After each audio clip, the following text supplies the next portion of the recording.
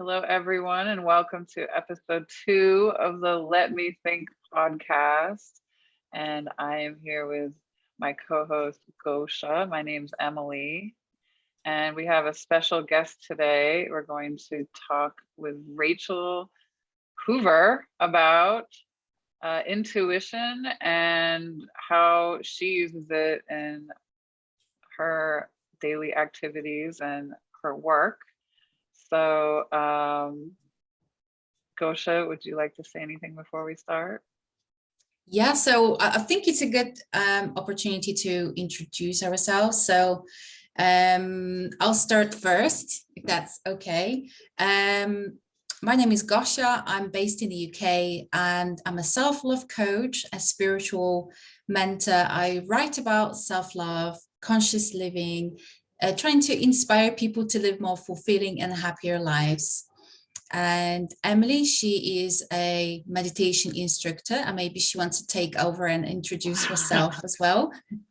Sure. Yeah, I'm also a writer, and I coach people spiritually and in meditation, Ayurveda. And my good friend Rachel, I invited her on this podcast today because I met her originally because she is a psychic medium. Wow, there's a lot of we're able to see each other. There's a lot of lightning where she is right now. It's not the lightning. It's literally the lights in my house flickering, like every single one of them. Well, there you go. So she's a psychic medium, and there are spirits all over her house. And this is a very exciting time to be interviewing her today. It isn't for anyone listening to this podcast, we are also on YouTube if you would like to see the lights flickering in her house. So Rachel's a good friend of mine and a confidant, and she also reads tarot and uses her intuition for psychic mediumship. Would you like to tell us more about yourself, where you're located, anything? I'm just a little like it's really I'm freaky. I'm just a little concerned. That is not normal. That's not normal. Like, this is actually very exciting.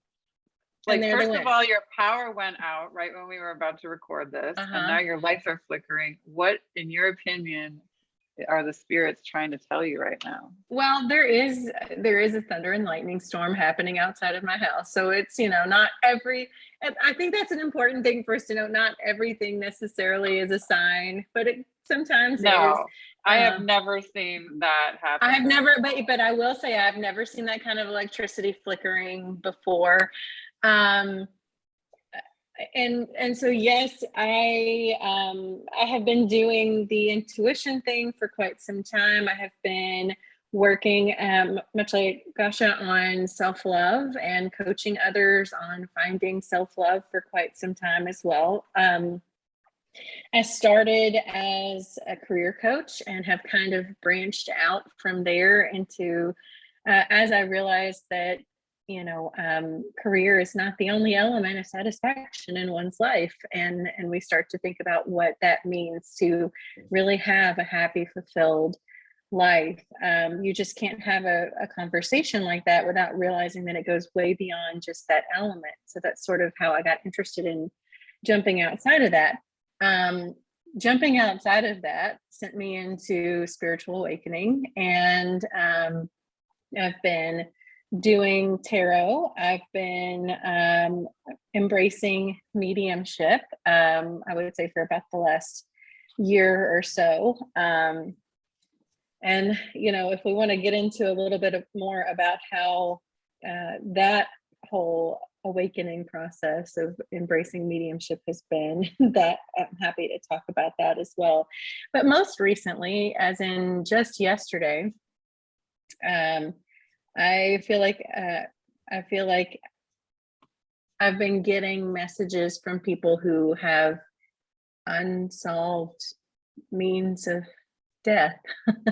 And I don't know, it's strangely, it happens when I'm in this room. Always weird things happen in this room, and that's where I spend most of my time now because I work from home and this is my work area. So that has been really interesting. Not quite sure what that whole electrical thing was just there, but I can tell you, it certainly. means that this podcast is very exciting, and all of our spirit guides are very excited to watch us do this podcast, just as they are when we are eating Taco Bell, because there's no Taco Bell on the other side. Yeah, It's there okay could be to laugh Taco at Bell my on the other jokes. side. Yeah. There could be Taco Bell on the other side. We don't know this yet. We don't know, but from the messages we've been getting lately, it doesn't seem like there is. Okay, it's okay to laugh if I make a joke. All right, so everything you said is very interesting, and yes, we would like to know anything you want to say about psychic mediumship. But first question is, how do you define intuition? What is intuition? So I think that this is an interesting topic because at least prior in my life, and I think that this holds true for a lot of people, we have a hard time distinguishing between intuition and anxiety. And one thing that I have told people when they're trying to distinguish between those is, where do you feel each of those emotions in your body? You know, anxiety usually sits high on my chest, and intuition is more of a feeling that I feel lower in the gut. And also intuition is more peace driven, where anxiety will make you feel like you just have to continue to do more and work more. And so that's sort of the guidance that I've given people in terms of understanding and distinguishing between anxiety and intuition. But when it comes to intuition, I think we all have it. It's just a matter of how much we want to trust something. Really, intuition is about our pattern recognition, right? And our pattern recognition is working even when we're not consciously aware of it. So it's how much do we want to tune into those things that we have not been making ourselves consciously aware of, that feel like gut impulses, and to potentially act on them. And I think that that's where people have a difficult time with intuition more than anything, because they can't really point to anything logical in terms of why they feel that way, even though in our pattern recognition is a very logical system that we can trust.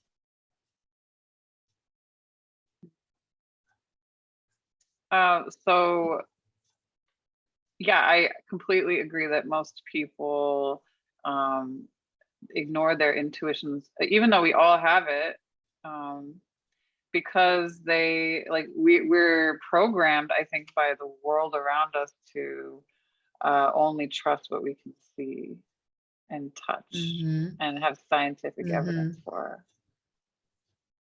That's right. There is a good example I have. A couple of years ago, I had intuitive message to leave my job. And although doing the job wasn't satisfying, and this was the only source of income for me, I had a loving message that I just need to free myself, and I have a different purpose in life. So I went that route, and a couple months later, I found out about coaching, which I had no idea about. And now I'm a coach, I'm a writer. I also have experience in writing because I have a degree in journalism, but I never actually did anything with my degree. So it was like a pull, like a loving pull. And as you mentioned, Rachel, like a peaceful knowing that there's something for me to do, a move that I need to take. That's how I would define the intuition for myself. Yes, but Gosha, you are also too modest, because you sometimes give me channeled messages from your intuition, and I still work on confidence when it comes to that. I feel like there is still some work to do on that path, but I might be a little modest, yes. Well, on that note, think- that was another question we had. Oh, go ahead, Rachel. No, I was just kind of leaning into what Gosha was saying there, as in we all kind of have a little bit of imposter syndrome when it comes to, you know, just about anything that we do. Some of us hide it more easily than others, but I think, you know, when you have every right to acknowledge that you're, you know, able to do these things, especially when other people are sharing that with you. And I think it's just really normal to have that imposter syndrome for, you know, those of us who are using our intuition, or those of us who end up in different spaces. It's very common. My former field was academia.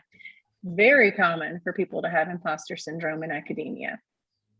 Mm-hmm. Yeah, I would say it always stems from that lack of confidence, a lack of self-belief. Well, and then this is a good segue into one of our other questions we were going to ask, Rachel. Yeah, it is. So the another question we've had for you, Rachel, is how does intuition come into play when you're doing tarot readings? Sure.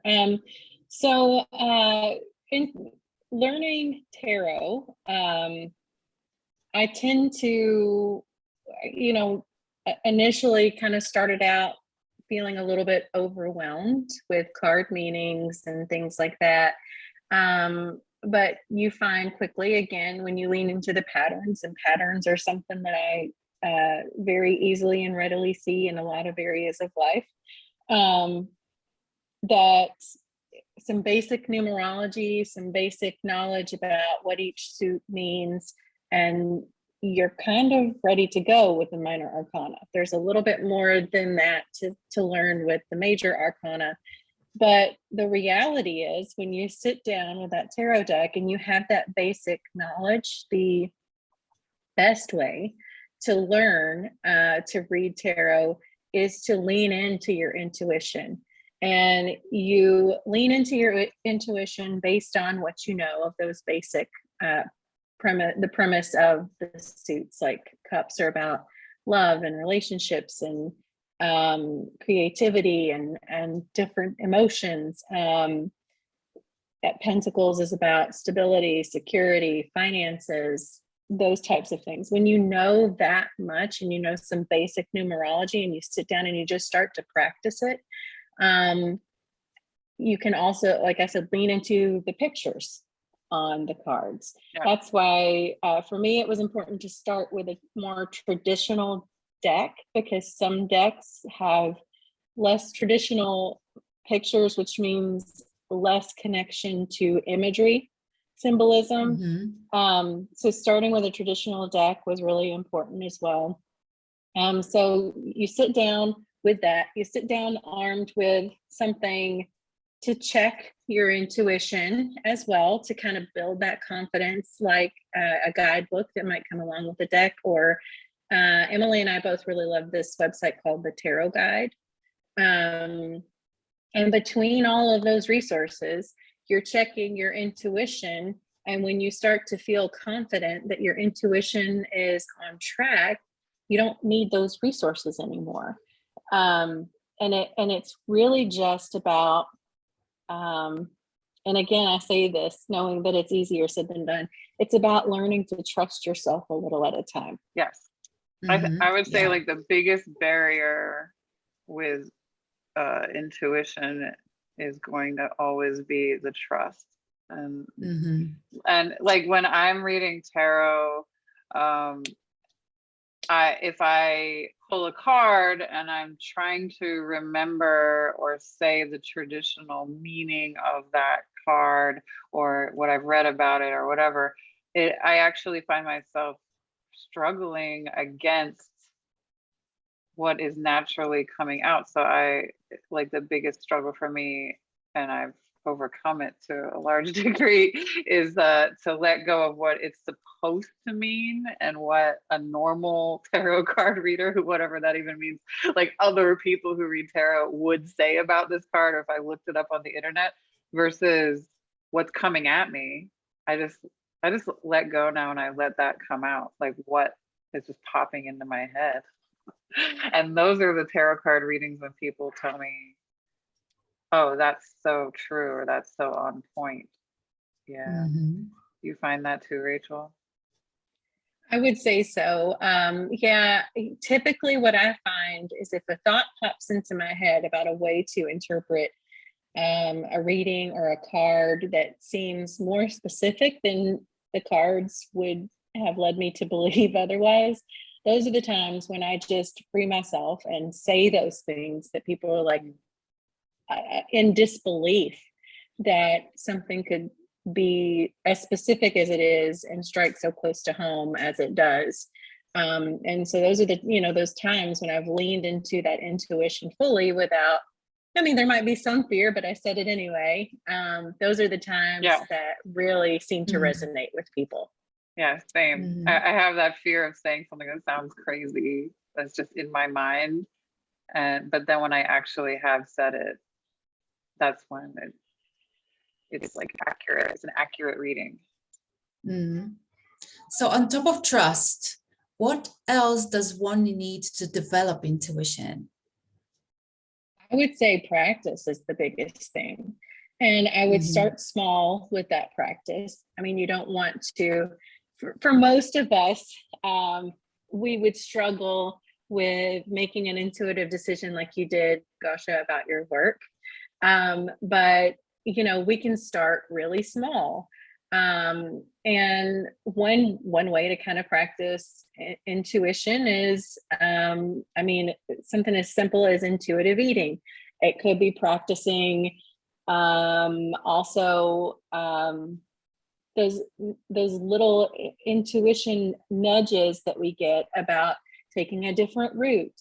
Sometimes we find out that there was a reason why, traffic was backed up, or maybe something even more crazy, like an accident occurred along our typical route that we were detoured and went around, or that we felt like we needed to. But just kind of starting small, what do I want to write about today? Let me just kind of sit down and free write and let my intuition guide me, or, whatever that is. The more you lean into those small things, the easier you'll build your confidence, and the easier that those larger intuitive decisions become. I agree. Yeah. I feel like intuition is very much practice-based, because we are so not used to trusting ourselves. So starting small and practicing those small steps, it's just so crucial for us to develop that inner knowing, that intuition, and follow the clues. Yeah, and for me, I find that it's like just kind of this, it's not even a voice, because it's not like a human voice, but this kind of message that's kind of like audio somehow, that is just kind of right there. It's just like right out of reach most of the time, but if I let it in, it'll be stronger and stronger over time when I surrender to it. Well, like Rachel, would you describe when you channel something through your intuition as like letting go in a way? Yes, I would say that. And I just have to tell you, I saw a red light flashing. A fire truck just went by my front window, which you and I have talked about multiple times. Like, that's an intuitive signal as well. At least that we have talked about. I would really say it is like letting go. It's kind of like, I would the Fool card in tarot, where the Fool is about to walk off the cliff. It's a little bit like that. It's a little bit of trusting that there's going to be when you take that step off, that you're going to be okay. It might feel a little bit trepidatious, but it's realizing that, and I think that this comes in time and practice. Whatever you've encountered before, you've been able to handle it. What whatever comes your way, you can navigate it. And just taking that step off into the unknown and allowing yourself to follow what feels right to you. Yeah. And you mentioned like the fire truck, like what Rachel was talking about is like synchronicities and signs, right? So if I see the number 33, the number 555 I keep seeing lately, a fire truck, that like, why do I always see a fire truck when I'm out driving, you know, things like that. A lot of people who are open to signs coming in wouldn't, they ask themselves, so like they repeatedly ask themselves, what does this mean? What does this mean? Looking for answers. But if you just see the fire truck and you just kind of like turn off that part of your brain that's trying to be logical and you just let it in, it's like, oh, that meant this, or there's no meaning, it just means I'm aligned right now, or whatever it is. When you're using the intellectual part of your mind to try to get answers, it's like you're blocking your intuition, right? Yeah, you're digging a hole. You're not going to get any answers or clarity. Yeah. For me, it's like a sense, like it's not, sometimes it's a visual, not very often though, but it, also it's not like it's not a voice, it's like a sense, like a knowing, that just hovers above me and my intuition. It's just really hard to explain. That's how I get the intuitive messages. And sometimes it's really hard when we are not present, when we're not conscious, in that given moment. It's really hard to hear that. Like it's not even hearing that, because for me it's not hearing that, it's sensing that.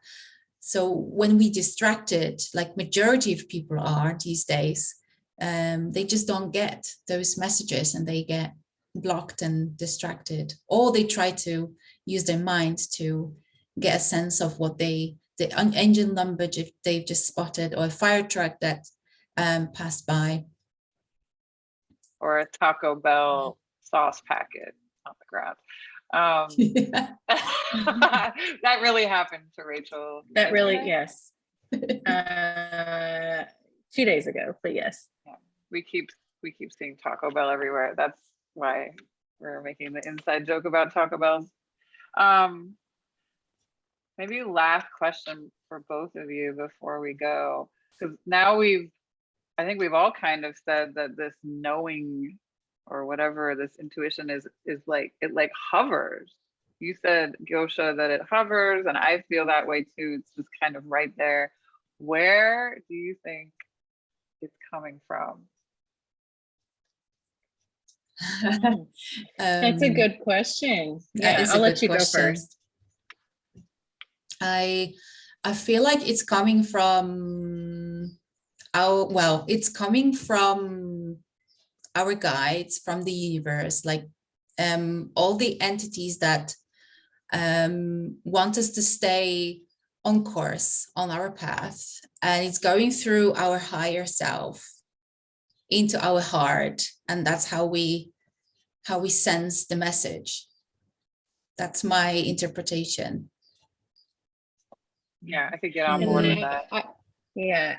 I can too. And you know, I'll say that I think that our higher self plays a larger part in our day-to-day than we realize. I think, you know, as Emily has talked about before, the script that we're playing, I think our higher self is privy to that script in some form or fashion and tries to give us messages. Maybe our ancestors, loved ones who have passed on, try to give us messages. And I mean, to that end, I suppose I have been so blocked by my own stuff going on lately that even my intuitive friends, like Emily and another, have heard when they've talked on the phone with me, this knocking.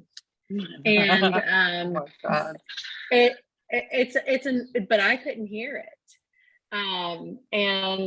And so that really forced me to take some, and after two people told me this, I was like, okay, maybe this is not, it was only when I was in my house, not when I was anywhere else. And I'm like, okay, maybe this is not my phone. Maybe this is something I really need to tap into and try to get some answers with. And I think that I probably have been blocking out some intuition that I was being told I need to listen to. Yeah. Maybe. I mean, by the way, you're like laughing undercover. well, I think the connection is getting a little sketchy because of your storm. That's the reason why I'm laughing. Also, I was laughing because while you were talking, I was knocking like on my desk to try to freak you out, but I guess it didn't work. Do you hear that? No, I didn't hear it. I think the microphone is good at blocking that out. But that so who knows what that knocking was about. But another thing I want to say before we finish up here is trusting your intuition also has a lot to do with I don't want to say not trusting what other people are telling you, but it's like I could tell you, oh, the knocking means that in your past life you were a princess or something. I don't know. So, but if your intuition is telling you something strongly, you got to go with it. And even if 5 other psychics tell you something that doesn't seem right, that's what I've learned, is that you have to trust yourself. And sometimes I really feel like the universe is sending me external messages about what something means to test me on whether I'm going to listen to this other person or go with what. I mean, no offense, Rachel, but I do it with you too. I do it with both of you. If you say something that doesn't sit right with me, I will reject it politely, because your intuition tells you the best message. And that's exactly what you should do. Yes. Trusting yourself is the way to go. So this has been wonderful, and thank you for joining for our second ever episode of Let Me Think, Rachel. It has been a pleasure. It has been a pleasure. Would you like to tell our listeners before we go how they can find you? Sure. You can find me on TikTok at Intuitive Life Coaching, on Insta at intuitive_life_coaching. And my website is risingphoenixtarot.com. Awesome. So look her up, follow her. She is big on TikTok. So find her. I wouldn't say big, but she has a lot of followers. She's downplaying it. Okay, so I hope this helped somebody out there with developing intuition, and we'll see you in the next episode. See you next episode. Bye. Bye.